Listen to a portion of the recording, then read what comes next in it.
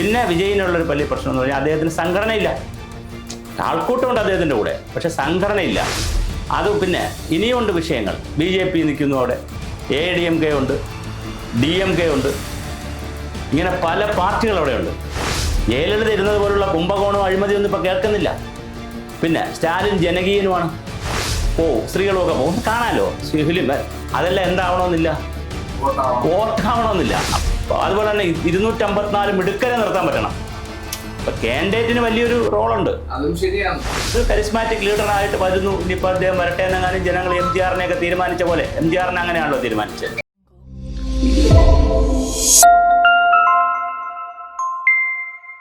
തമിഴ്നാട് രാഷ്ട്രീയത്തിലെ വിജയ് മിന്നിത്തിളങ്ങിക്കൊണ്ടിരിക്കുകയാണ്. അടുത്ത ഇലക്ഷനിൽ തമിഴ്നാട് വിജയ് തൂക്കുമോ? ഒരു നല്ല ചോദ്യമാണത്. കാരണം പക്ഷെ തമിഴ്നാടിന് ഇപ്പോൾ ഒരു പ്രശ്നം, വിജയ് എന്ന് പറയുന്ന ഒരു വ്യക്തിയുടെ കരിസ്മാറ്റിസത്തിൽ കിട്ടുകയാണെങ്കിലേ പറ്റുള്ളൂ. അല്ലെങ്കിൽ ജനകീയ വിഷയങ്ങൾ എടുത്തിട്ടല്ല വിജയ് അവിടെ സമരം ചെയ്യുന്നത്. ഞാൻ ഉദാഹരണം പറയുമ്പോൾ നിങ്ങൾക്ക് മനസ്സിലാവും. ആസാം ഗണ പരിഷത്ത്, ആസാമിൽ പ്രഫുല്ലകുമാർ മൊഹന്ത ഒരു ചെറുപ്പക്കാരനായി വന്നു. അവിടെ ഒരുപാട് ഇഷ്യൂസ് ഉണ്ടായി. ആ ഇഷ്യൂസ് എല്ലാം ആര് ടേക്കപ്പ് ചെയ്തു? മൊഹന്ത ടേക്കപ്പ് ചെയ്തു. അങ്ങനെ ജനങ്ങൾക്ക് മനസ്സിലായി ഞങ്ങളുടെ രക്ഷകൻ ഇതാ വന്നിരിക്കുന്നു.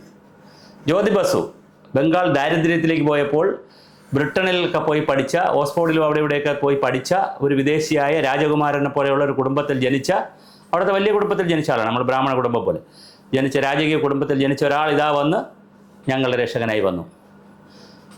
ആം ആദ്മി പാർട്ടിയുടെ നമ്മുടെ അരവിന്ദ് കെജ്രിവാൾ ഡൽഹിയിൽ പിന്നെ ഇലക്ട്രിസിറ്റി ബില്ല് 100 ഇരട്ടി കൂടുതൽ ബില്ല് കൂട്ടി, വെള്ളത്തിൻ്റെ കരം കൂട്ടി, പെട്ടെന്ന് നിർഭയ കേസ് വന്നു. അങ്ങനെ വലിയ പ്രതിസന്ധി വന്നു അവിടെ.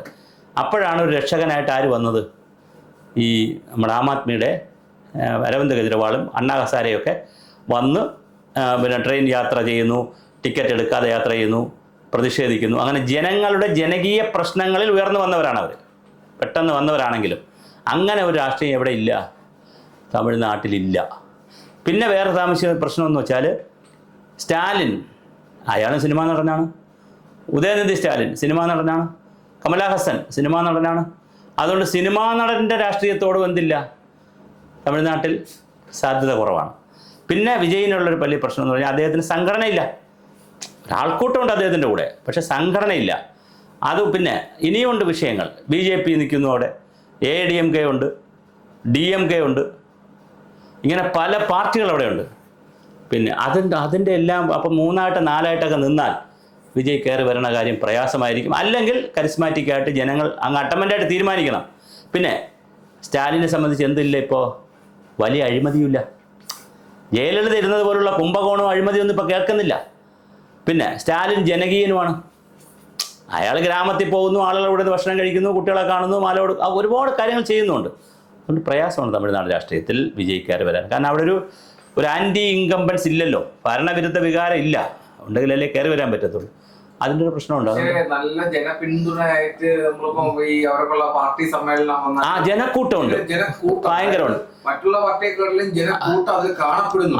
അതിപ്പോ തമിഴ്നാട്ടിൽ പ്രത്യേകം എന്ന് പറഞ്ഞു കഴിഞ്ഞാൽ അവർക്ക് കൂടുതലും ഈ ഫാൻസ് എന്ന പോലെ ഒരു ദൈവത്തെ പോലെയാണ് വിജയെ കാണുന്നത്. ആ ഒരു പവറിൽ ഇലക്ഷൻ ഇപ്പൊ കേരളത്തിന്റെ ഇലക്ഷൻ പോലെ തമിഴ്നാട്ടിൽ. അപ്പൊ ആ ഒരു സാഹചര്യങ്ങൾ വെച്ച് നോക്കുമ്പോൾ അത് അവിടെ ഒരു പ്രശ്നമുള്ളത്, ഈ സിനിമാ നടന്മാരും അതുപോലത്തെ വരുന്ന ആൾക്കൂട്ടം എന്ത് ചെയ്യണമെന്നില്ല, വോട്ടായി മാറണമെന്ന് നിർബന്ധമില്ല.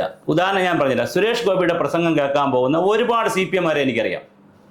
അവിടെ എൻ്റെ സുഹൃത്തുക്കളൊക്കെ ഉണ്ട്. അവിടെ ഞാൻ സംസാരിച്ചിട്ടുണ്ട്. തൃശ്ശൂർ സുരേഷ് ഗോപി വരുന്നു എന്ന് പറയുമ്പോൾ എന്ത് ചെയ്യും, അവരൊന്ന് പോവും, സ്ത്രീകളൊക്കെ പോകും, ഒന്ന് കാണാമല്ലോ ഫിലിം. അതെല്ലാം എന്താവണമെന്നില്ല, വോട്ടാവണമെന്നില്ല. അപ്പോൾ തമിഴ്നാട് രാഷ്ട്രീയം ഞാൻ പറയാം. ഇപ്പോൾ ഒരു സിനിമാ നടൻ വന്നു, പിന്നെ പ്രാസംഗികർ, നല്ല പ്രാസംഗികരാണെങ്കിൽ എല്ലാവരും പോയി ഇന്ന് കേൾക്കും. പക്ഷെ അവരെല്ലാം വോട്ട് കൊടുക്കണമെന്നില്ല. വോട്ട് കൊടുക്കണമെങ്കിൽ അതിന് ചില കണ്ടീഷൻസും ഘടകങ്ങളൊക്കെ ഉണ്ട്. അത് വിജയ്ക്കിന്, കാരണം 254 സീറ്റുണ്ട്, അത്രയും സ്ഥലത്ത് വരണം പുള്ളിക്കാരൻ. അപ്പോൾ അതുപോലെ തന്നെ 254 മിടുക്കരെ നിർത്താൻ പറ്റണം. ഇപ്പം കാൻഡിഡേറ്റിന് വലിയൊരു റോളുണ്ട്. അതും ശരിയാണ്, ഒരു വലിയ റോളുണ്ട്. അപ്പോൾ ഇപ്പം അയാൾ ഒരിടത്തല്ലേ മത്സരിക്കാം, അല്ലെങ്കിൽ 2 മത്സരിക്കാൻ പറ്റുള്ളൂ. 254 സ്ഥലത്തും കയറി വിജയിന് മത്സരിക്കാൻ പറ്റില്ല. അപ്പോൾ അതുകൊണ്ട് വലിയൊരു ടീമിനെ ഇറക്കി, അത്രയും പണം ഇറക്കി, കാരണം മറ്റേതോടുകൂടിയേ മത്സരിക്കേണ്ടത് ഒക്കെ വരണം. വലിയൊരു അത്യധ്വാനം ചെയ്താൽ ചിലപ്പോൾ ഈ വരുന്ന ആൾക്കൂട്ടം വിശ്വസിച്ച് ഇനി ഇതാളാണ് ശരി എന്ന് തോന്നിക്കഴിഞ്ഞാൽ ചിലപ്പോൾ വരാൻ സാധ്യതയുണ്ട്. അല്ലാതെ ഫാൻസ് മാത്രം കൊണ്ട് എന്ത് ചെയ്യാൻ പറ്റത്തില്ല, രക്ഷപ്പെടുന്ന കാര്യം പ്രയാസമാണ്. അല്ല, മറ്റവർക്കും ടീമുണ്ടെന്നേ, അവർക്കും അവിടെ നല്ല രീതിയിലുള്ള ആൾബലവും സംഘടനാ ബലവും താഴെ തലം വരെ ഉള്ളവരാണ് മറ്റ് DMK എന്നൊക്കെ പറയുന്നത്. എല്ലാ ഗ്രാമങ്ങളിലും അവർക്ക് കമ്മിറ്റികളും സംവിധാനങ്ങളൊക്കെ ഉള്ളതാണ്. അതുകൊണ്ട് അങ്ങനെ ഒരു സാധ്യതയില്ല. പിന്നെ ഒരു കരിസ്മാറ്റിക് ലീഡറായിട്ട് വരുന്നു, ഇനിയിപ്പോൾ അദ്ദേഹം വരട്ടെ എന്നെങ്ങാനും ജനങ്ങൾ MGRനെയൊക്കെ തീരുമാനിച്ച പോലെ, MGRനെ അങ്ങനെയാണല്ലോ തീരുമാനിച്ചാൽ ചിലപ്പോൾ എന്ത് സംഭവിക്കാം, ഒരത്ഭുതം തമിഴ്നാട്ടിൽ വന്നുകൂടാന്നില്ല. പക്ഷെ അതിനൊരു ഒരുപാട് കണ്ടീഷൻസ് ഒരേ സമയം വർക്ക് ചെയ്യണം, എന്നാൽ മാത്രമേ അതിന് സാധ്യതയുള്ളൂ.